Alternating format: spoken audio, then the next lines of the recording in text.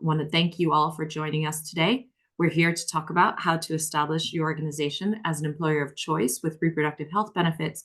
And I'm really, really pleased to say that I've got with me today Carrie O'Driscoll from Food Ansty, who we're going to have a bit of a chat, bit of a fireside, but just a conversation really to talk about what Carrie and her colleagues chose to do for their organization, how they've seen that benefiting the organization. And I am going to start, though, by firstly asking Carrie to introduce herself, maybe for just 30, 60 seconds. And while she does that, I'll just make sure that the grid is set up so that you can see us both, hopefully, equally. I don't really think you want to see me very often. Carrie's the one that's worth seeing. So Carrie, do you mind actually giving a quick, introduction, please? And then we'll go ahead and kick off with a poll as well, too. Sure, thanks, Eileen.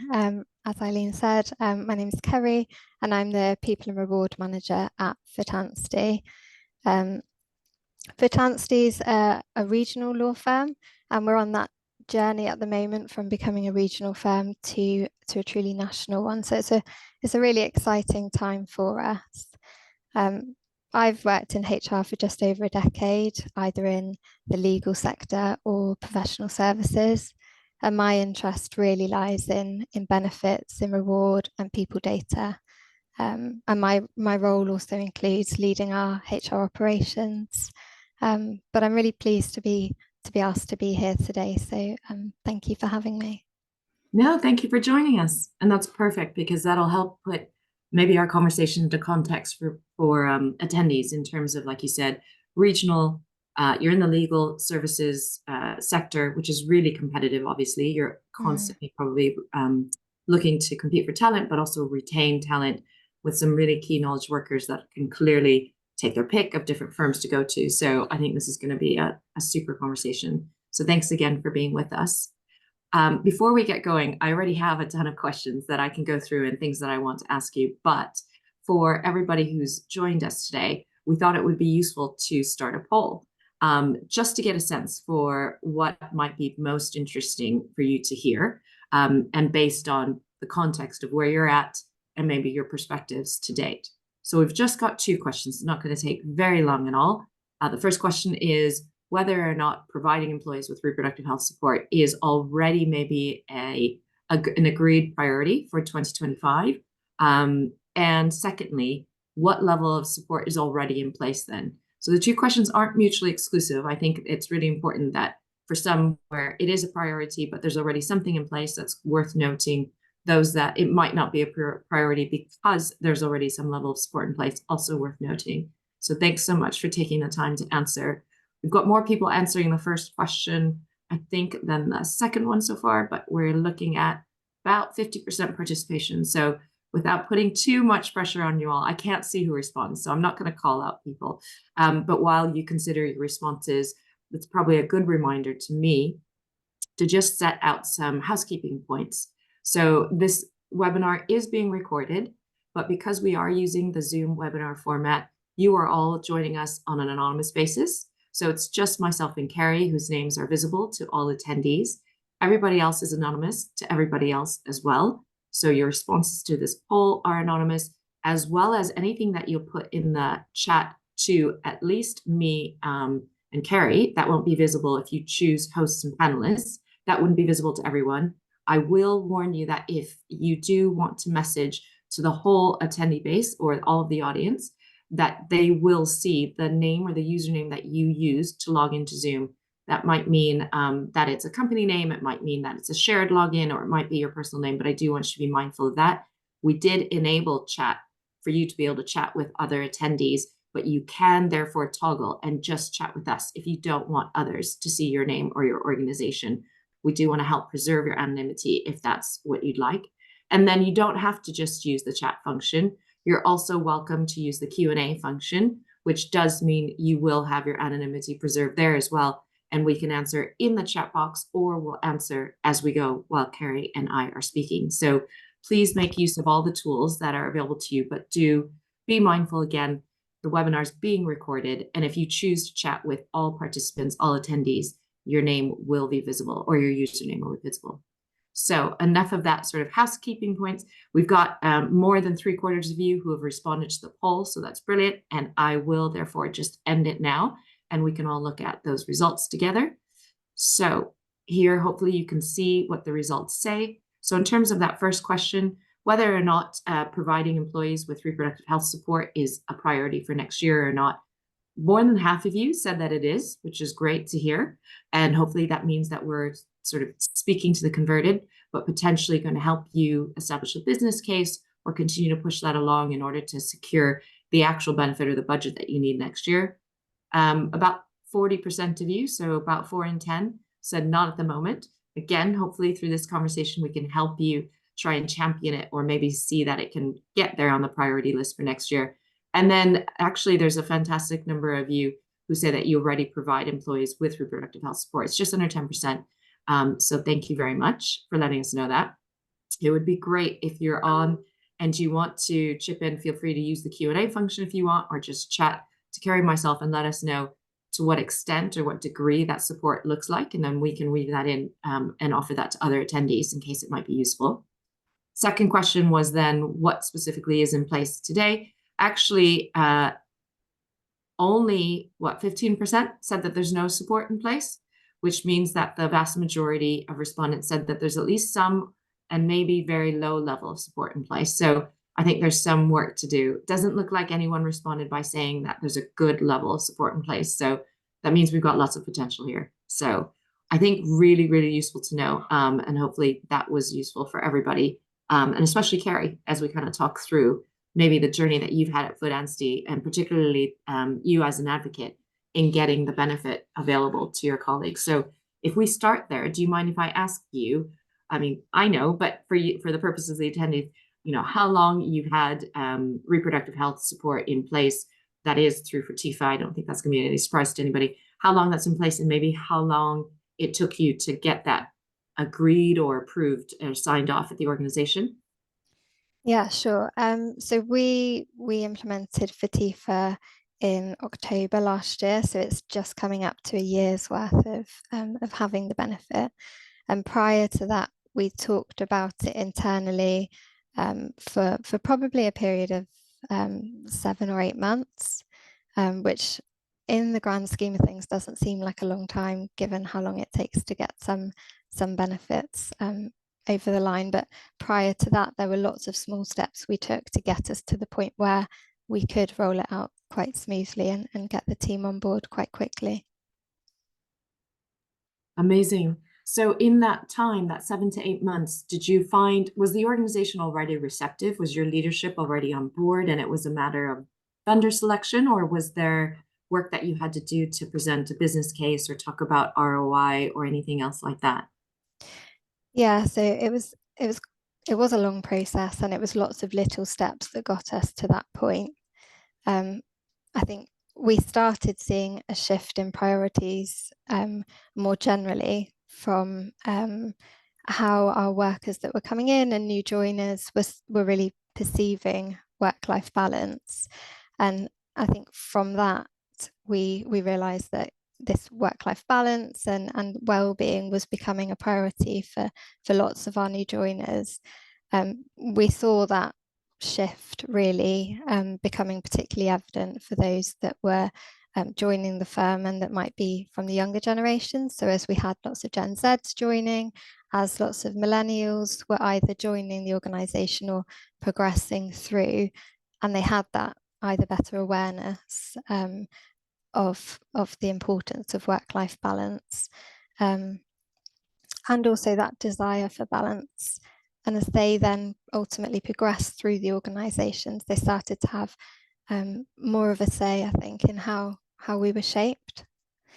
So I think there were a few things that really started us on the path. That was probably the first. The second was the data. So I think we stopped feeling as though it was just a feeling among HR professionals that this needed to be done. And it started to become really evident in the data that we were seeing on a consistent basis.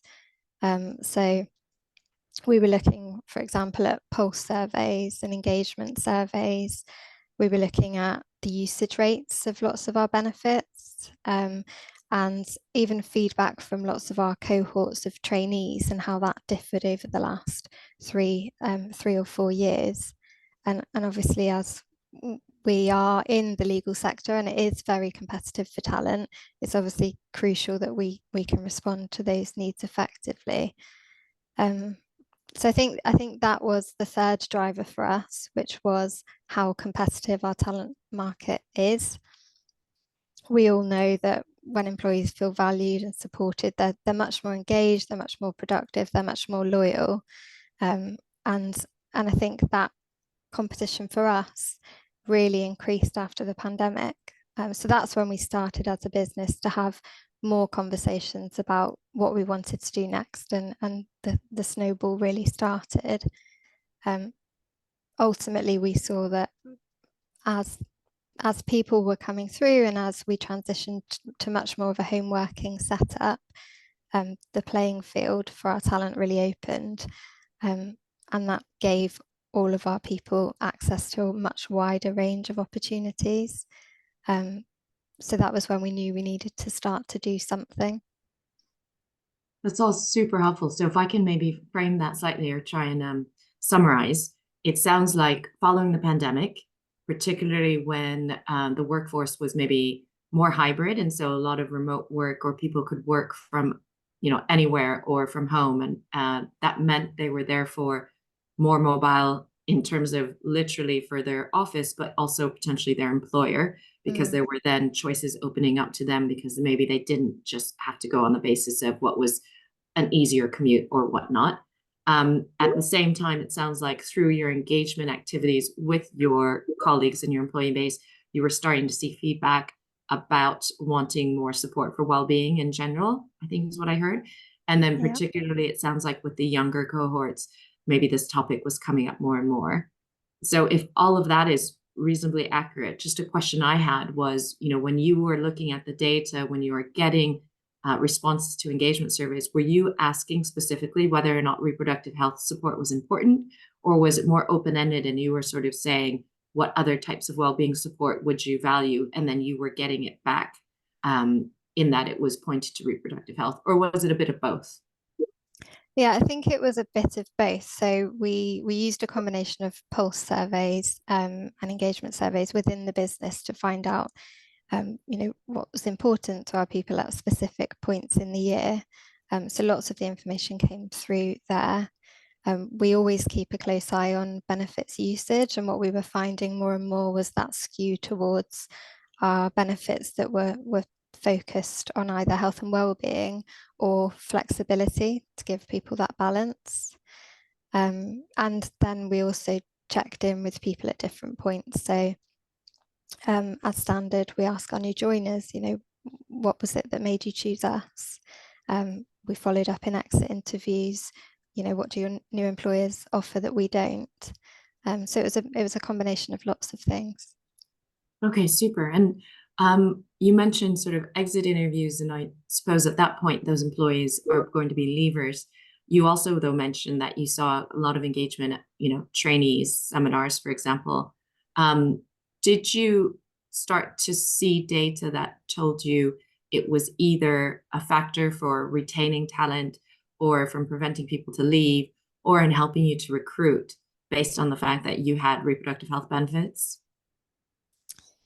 Yeah, I think at this stage it was more around the fact that that the priorities for our people was more and more work-life balance and health and Okay, well-being. got it. So that for us started a bit of a journey that we really probably started making quite good pace on 2 or 3 years ago. So some of the things that we did eventually led us to bringing in this gender-based health benefit. Was we rolled out, for example, mental health first aiders who were then equal to our physical first aiders. We expanded our PMI offering. We offered our people a health cash plan to plug the gaps in our private medical policy. And we did things like creating connections groups. So we rolled out networking groups so that people had a place to raise awareness and to find support for specific topics.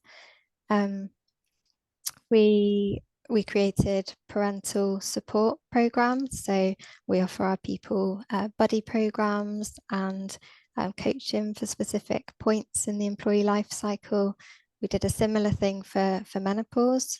So we set up manager guidance and manager training. We formed a connections group and offered people support around the menopause.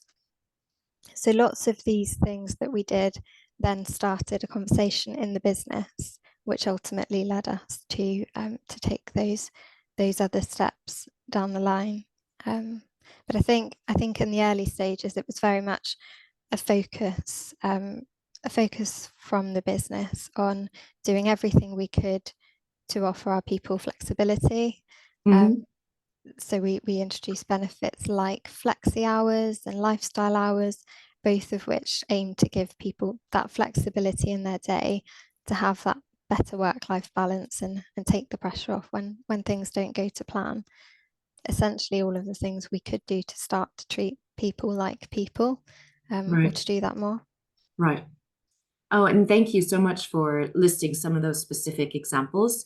I probably missed the opportunity before I started interrogating you to really just make sure that you and I would be thinking about the same things when we're talking about reproductive health support, but also just to clarify for maybe what attendees might have in mind, or just to set the stage, that we're thinking about the same things. And, certainly from our point of view at Fertifa, we see that our clients offer a range of levels of support. And maybe it would be useful for attendees. Do you mind sort of explaining how you see, what that means to you? What does reproductive health benefits or reproductive health, well-being support sound like to you? Oh, I'm sorry. It sounds like Carrie maybe has lost sound, so has a bad connection. If attendees can still hear me, it's going to be awkward, but please let me know. I can't ask you to let me know if you haven't. Are you back? Sorry, yeah, just come back. Okay. I don't know what happened there. No problem. No problem. I was just going to ask people to let me know if they could still hear me. So if it was just one side or not. But I was suggesting or going to ask you to tell me what you think of when we talk about reproductive health support, because I was saying that from Fertifa's point of view, across our clients, we obviously see a range and a sort of spectrum of support. And I'm sure the attendees who are listening to us, some of them might have in mind a certain idea of what reproductive health support is as well. I'm curious to know what yours was, maybe when you started the journey, as you've described it, in the few months before you introduced Fertifa, and if that's changed at all in terms of once you've launched the benefit. But what does it mean to you? You've already talked about how it was part and parcel with all of your other well-being support, flexibility, just looking at supporting health and well-being. So it sounds like it was, flexible hours, perhaps time off for reproductive health, treatment, or actually health appointments. What else was important to you in the definition of, or the coverage provided by reproductive health support? Yeah, I think for us it started with making sure that our policies and procedures were inclusive. So making sure we had really comprehensive parental leave policies, returner policies, menopause support and guidance. We had fertility leave, paid enhanced fertility leave, and lots of other allowances and enhanced processes for lots of the gender-based health scenarios that you might come up against in life. What we wanted to do was make sure that however we looked at it, it was as broad as possible. So we tried to tighten up and make sure that we had really comprehensive policies and processes, and then and that all of our benefits followed track and were supportive to those. So I think that's what it started off being for us. And then as we got further down the road, we very much wanted to focus on what Fertifa now does for us and plugging the kind of last gap, which for us was making sure that we had that inclusive education package, access to specialists, and link up our employees with direct access to consultants, and then also following through for some sort of support for treatment and going through that process as well. So I think we see it as quite a spectrum, or at least I do, from making sure we had the basics right up to the best in class offering that we're now in the position of offering. Oh, that's brilliant. That's so comprehensive. Thank you. I was taking notes and you basically covered off all the points that I would have mentioned. Like I said, from our clients, it starts from, to your point, getting the policies sort of buttoned up, or at least acknowledging what people might be going through, and at least talking that language to try and create a safe space for employees and to feel like they can bring these topics up either with their line managers or their HR teams if they want, or at the minimum, just to have leave or the time that they might need in order to cope or to manage with some of these things. And then we typically see it going from there into education and awareness materials or a resource. We call ours an education hub or a library. So somewhere where they can go to, and we're quite proud, as you know, and we've worked with you on some of these pieces, to have all of our content be very medical and clinically led. So we do have a medical view. It's not just sort of what you can Google, but it's specifically sort of authored from the tone of voice of our medical director and our team. And then, like you said, the access then to that team. So that's perfect. And then, yes, you are absolutely best in class. And, we appreciate that. I'm sure colleagues do, that you also support with some sort of allowance in order to help cover the costs and the financial burden of some of these treatment costs. So I do think that covers the full scope, which is absolutely brilliant. And we've talked about then what led you to start thinking about doing it, why you've introduced it, and I think why you think it's a priority. I think, just in terms of some of the attendees where it's not yet a priority for them, I'd love for you to chip in if there were other points that you had seen as well. You've already talked about, for attracting talent, for that sort of, constant need to make sure that you were looking after employees in the best way or supporting their health and well-being. We have seen, on sort of specific points, that covering reproductive health is really, really critical because of, in excess of 40% of women who are going through menopausal symptoms will consider leaving work. And that's obviously going to lead to a commercial problem for any business or any workplace. We know that, women can take up to 9 days of leave a year because of what might be normal period pain or their normal menstrual cycle. We know that people often struggle with fertility challenges if they choose to, want to start investigating becoming a parent, and how distracting that can be. We've spoken about policies, and organizations like yourselves typically have really, really good parental leave policies. But given that 100% of LGBT colleagues will need support in order to become parents, those parental leave policies aren't really accessible to them unless you're also supporting them on their path to parenthood as well. And we also know, of course, how much men's reproductive, hormonal, and sexual health can maybe affect them in the workplace, their contributions, and their productivity. So I just wanted to touch on some of the things that for us might be, and for you now, are so obvious. But again, for the organizations or the people that are on the call where it's not yet a priority for them, maybe mentioning some of the things that we hear our clients or yourselves talk about and what might be useful to them when they talk about it with others in their organizations. Before we go into some other questions, because I'd want to now think about, or maybe interrogate you a bit on whether or not you've seen sort of any results or differences, or the receptiveness, the engagement, or even just in general appreciation from your colleagues. There's a question that's come from one of the attendees, which is in the same vein, so it's a perfect segue. And don't know if this is a straightforward question for you to answer or not. If it's not, we can always try and follow up with people. We can always include a sort of a one-liner or something in the follow-up email that goes out. So don't mean to put you on the spot, but somebody is asking if you've been measuring the ROI of these benefits. And even if you have or you haven't, what specifically do you think is most important to look at? And my guess is the person asking the question is wondering about engagement, if it's pulse survey responses, if it's exit interview responses, or maybe trainee responses about what attracted them to the organization. But Is there one or two or even some Yeah. key points that you think about for ROI? Yeah, so we track lots of different metrics. So we look at, as I said, in exit interviews, we look at asking our new joiners what were some of the key reasons they joined the company, and more often than not, there is normally at least one or two benefits mentioned. So we're tracking it coming through from a qualitative point of view from those angles.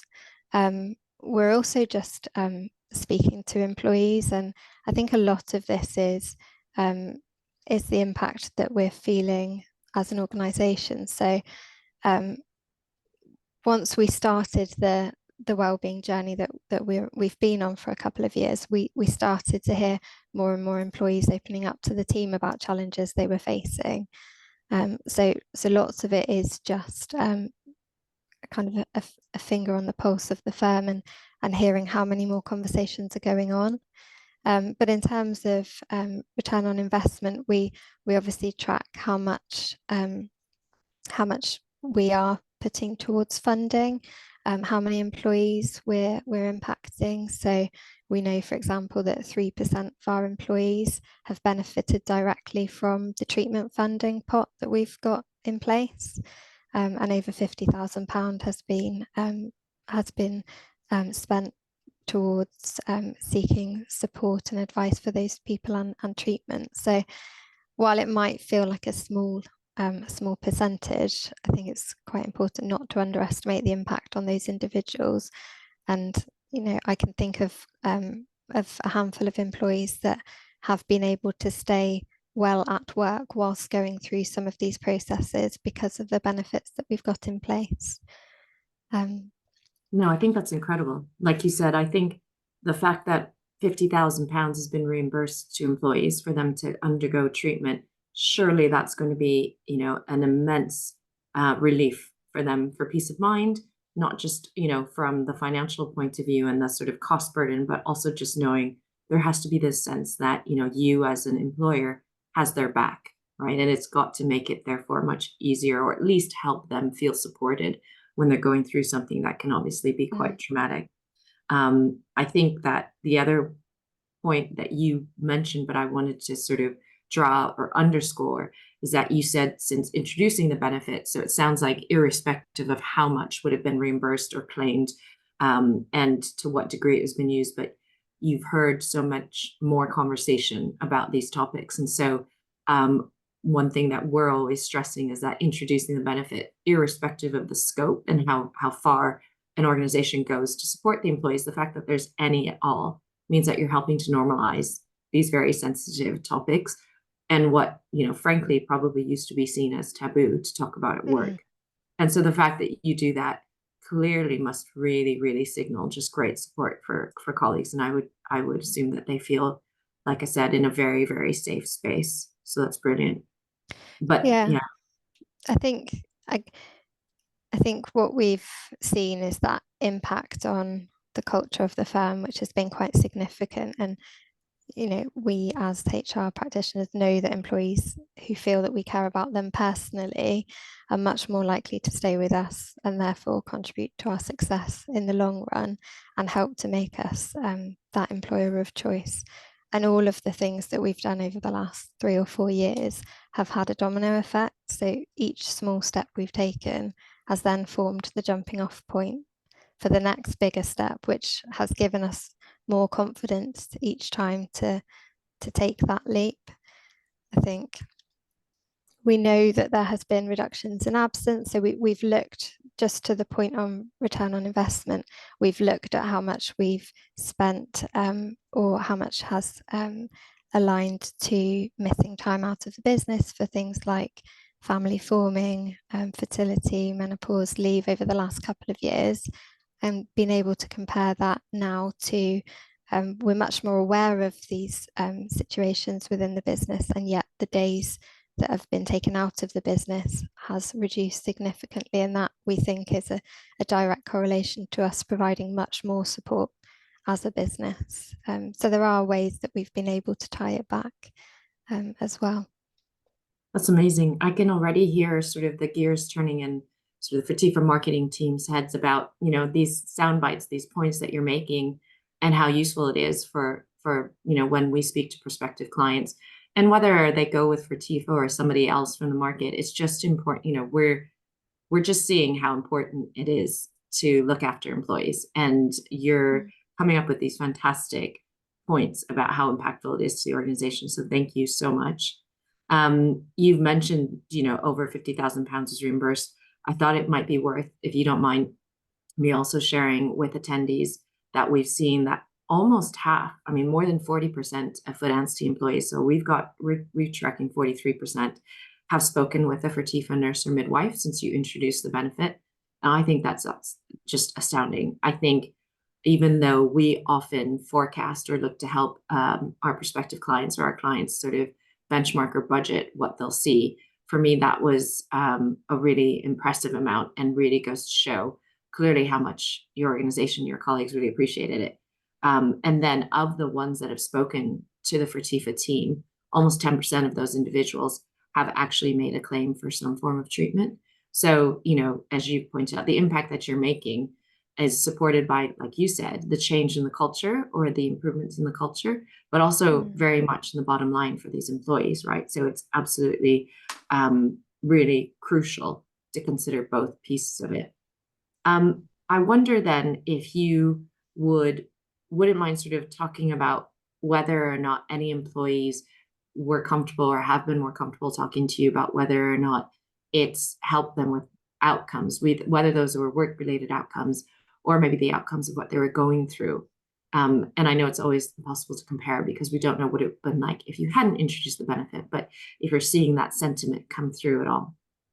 Yeah, we are. And I think one of the really strong indicators to me that we were on to the right track was that while the benefit was set up to be accessed completely confidentially, I'm constantly contacted by people who have used the benefit, who are thanking us for providing it, and they're putting themselves forward to offer to be available to either speak to other employees or to share their quotes and their story and their experience of the benefit, which I think shows that that cultural impact is actually having a real impact. And I think that was quite key for me, that we didn't just roll out a benefit that wasn't accessible to people, that it is actually having that wider impact.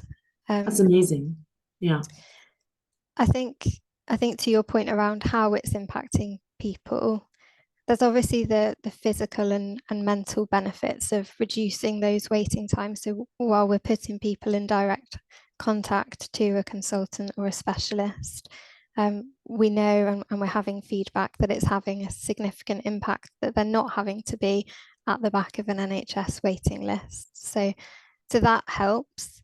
I think the other feedback that we're getting is that Fatifa really provides that solution for the unseen side of going through processes like IVF and menopause.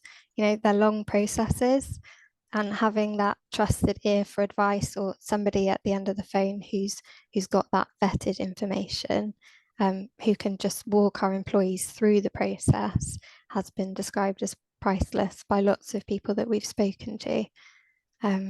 So there's that. I think the other point that comes through quite strongly is that there's that burden of secrecy and that pressure that lots of people feel to go through these things alone. And I think having these topics described and talked about more openly in the business just allows people to access support from a much wider range. So my team are having lots more conversations about these topics that, as you mentioned, you know, have previously been taboo. And our managers feel much more equipped to access information and to speak openly, as to other employees that have offered their support. So I think there's lots of positive impacts and lots of ways that we're seeing this play out. Amazing. Thank you. And I know you and I have talked about this before, and you talked about it with the team. I hadn't mentioned it at the top of the hour. We typically don't like to run these all the way to the next hour. We want to give people some time back before they might have another call and so on and so forth. So I just wanted to flag for attendees, now would be a perfect time to ask any other questions if they have them. Otherwise, I'm going to probably keep asking you for things, Carrie, because everything you've come up with is just amazing nuggets of gold here. Probably for another 10 minutes or so, and then maybe give people the rest of the time back. So if anyone has any questions, please do note them in the Q&A box. They will stay anonymous on that basis, but we'd love to go through it, or to make sure that what we're talking about is really relevant for what you all want to hear. And so thank you. Somebody has responded then. And I've got a few questions that I will keep to the end, which I think we'll wrap on. But somebody's just asked, out of curiosity, what for Food what are you prioritizing next then for your employees after reproductive health support? And hopefully this is one of the people that responded that it was already high on their priority list for 2025. Yeah, it's a good question. There aren't too many new and snazzy benefits like this felt when we rolled this out. I think the focus for us for the next 12 months will be to make sure that we're offering all of our benefits to all of our people. So expanding the populations that we offer lots of benefits to, and to start to give people more of a choice. So lots of benefits that will be put on the table for people to opt in or out of. We're really keen that we keep our benefits package as flexible as possible so that we can make sure it's attractive and inclusive to a wide range of people. So I think that's going to be the focus, as well as just making sure that we're really effectively communicating all of the benefits, because I think we probably all face a similar issue, which is the more benefits you offer, the more tricky it is to communicate them and to make sure employees really understand them. Yeah, no, that's super. And it sounds like maybe just it could be worth recapping the extent to which we work together for TIFA and Food. It is in support of all of reproductive health. So it isn't just fertility and family forming, which I think has probably been the bulk of the claims, the reimbursement, if not all of them, in terms of, IVF, egg preservation, sperm preservation, and the like. But we are also talking about women's reproductive health more generally. So it could be menopause.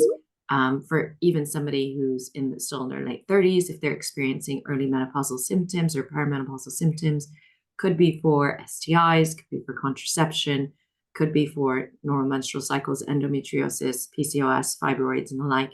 And then with men's reproductive hormonal and sexual health, could also be STIs or male infertility, but maybe low testosterone or potentially erectile dysfunction. So I think, there's so much coverage within just reproductive health. I want other people who are, attending the webinar not to think it's just maybe IVF, or it isn't just egg freezing, for example, because it does cover really every individual, every organization that has reproductive organs, and throughout different stages of their lives. So when you think about what's next, you're probably hoping, or we're hoping certainly, that we can help you as an organization support your employees through whatever they might be coming through next, and it wouldn't have to require, therefore, another form of benefit or some other type of well-being support.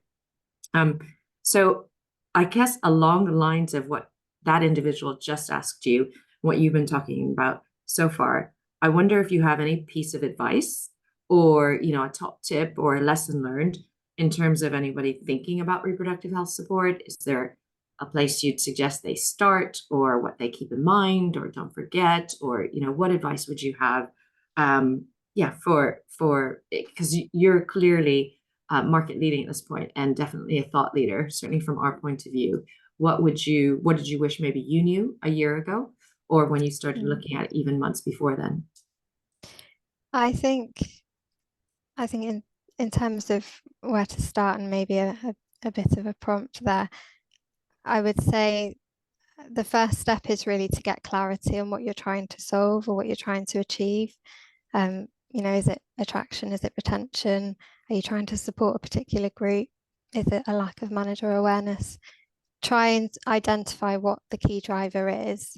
And once you then have that clarity of what the driver is, the second step for me really was just to start doing something.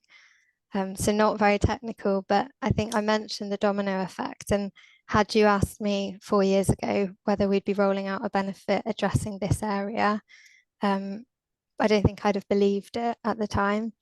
Interesting. And I think that this the step of seeking buy-in to the scale that we needed would have probably been just a step too far. But what we did was we started somewhere. We started having the conversations internally. We started gathering the feedback. We gathered data.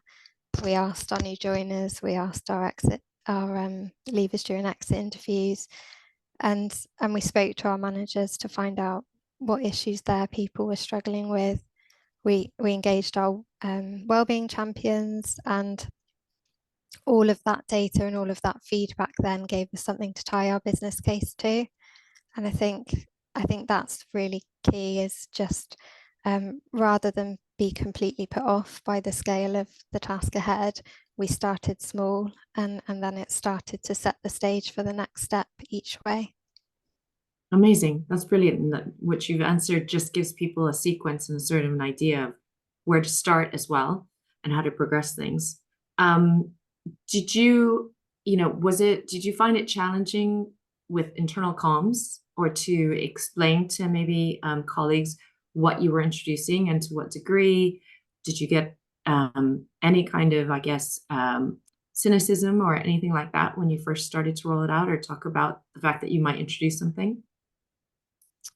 I think the data showed what our people wanted, and there was already that good understanding of the impact of private medical insurance and health cash plans, and their ability to really support the well-being and ultimately provide those good business outcomes. So I don't think there was necessarily skepticism in that sense.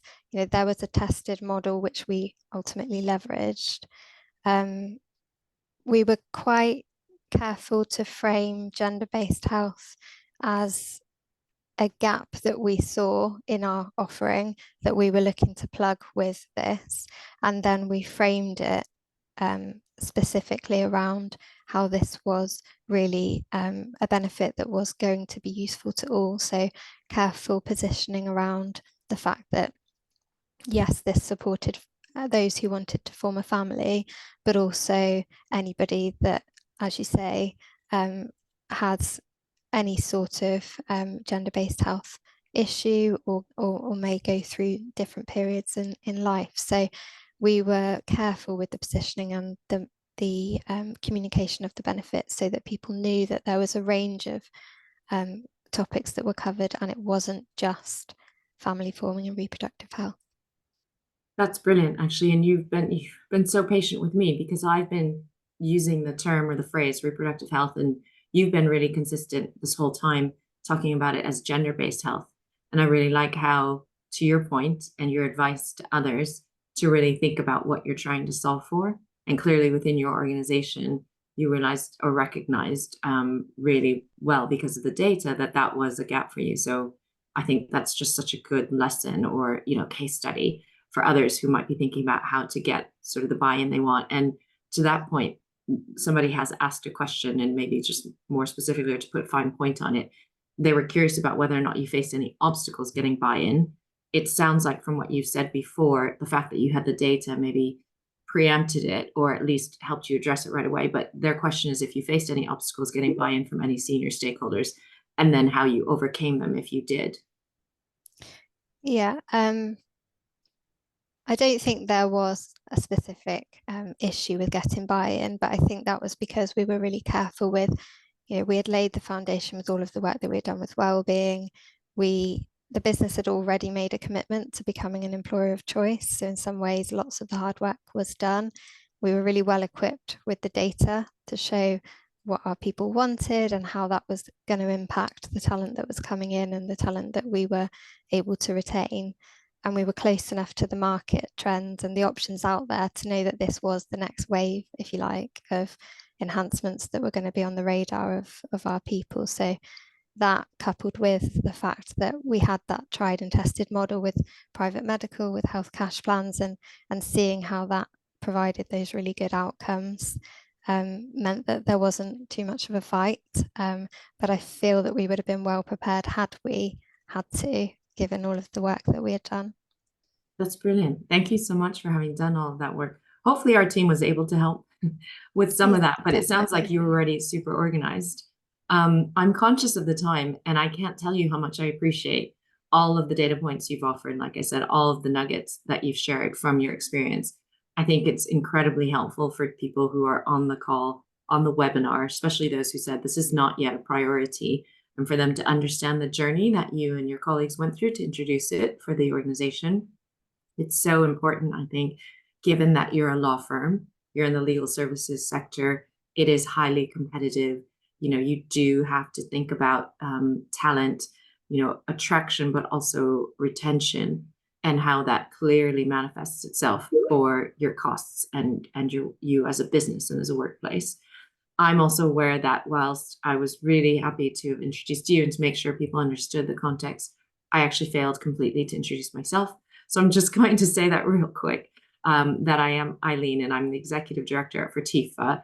And for whatever it's worth, everything we've been talking about is meant to not be for TIFA specific, although obviously we're incredibly proud to have been Kerry and Foot Anstey's partner in offering this gender-based health wellbeing support and navigational advice. We would encourage you talk to people like Kerry or others in the industry who have done the same as she, or those who have these experiences that they've gone through, or even any other organizations that are pure organizations of ours. But obviously, if there's anything that any of us can do at Fertifa, we are available and really keen to talk to more and more companies or prospective clients, or even just HR leaders in terms of what they're seeing, what they're hearing from their own engagement, from their own surveys, from their own employees, to make sure that we continue to provide the best support that we can for clients like Kerry and others. I didn't know if there was anything else you wanted to add, Kerry, or that you were hoping that we were going to get to cover and that maybe I got distracted or sidelined and didn't get to. No, I don't think so. I think we've covered everything that I thought would be useful. I think I think for me it really is just the overarching feeling that these are no longer optional benefits. It very much comes through the workforce that it's now expected. And if you want to stay relevant to your workforce, I think this is a really important step to take. Amazing. Thank you. I should have probably made that point, but thank you for making it for us. It's been such a pleasure to have you joining us today. I really can't thank you enough for your time today, but also obviously for all of the work that you did. We have the organization and of course partnering with Fertifa in order to support your colleagues. I know the clinical services team has enjoyed speaking with every single one of the individuals who have, sought support or at least just an answer to a question, whether they, sought reimbursement or not. And we hope to be able to do that for many, many more workplaces and colleagues in future as well. But thank you so much, Kerry, for joining for Thank this you. session. Really appreciate it. And thanks to everyone who dialed in. I hope that I speak on your behalf when I thank Kerry for all of the sort of pearls of wisdom that she's offered. I think it's always really helpful not to hear from me necessarily or the Fatifa team, but to hear from, an HR thought leader in terms of what they've gone through and what they see at their organization. So thanks again to Kerry. Thanks to all of you for tuning in. And we really, really hope to see you all again soon, whether it's to talk about a similar topic or something else in supporting all of your colleagues' well-being. So thanks very much. And I hope you all have a good rest of your day. Thank you, Thanks, Kerry. Eileen. Thanks. Talk soon. Thank you again.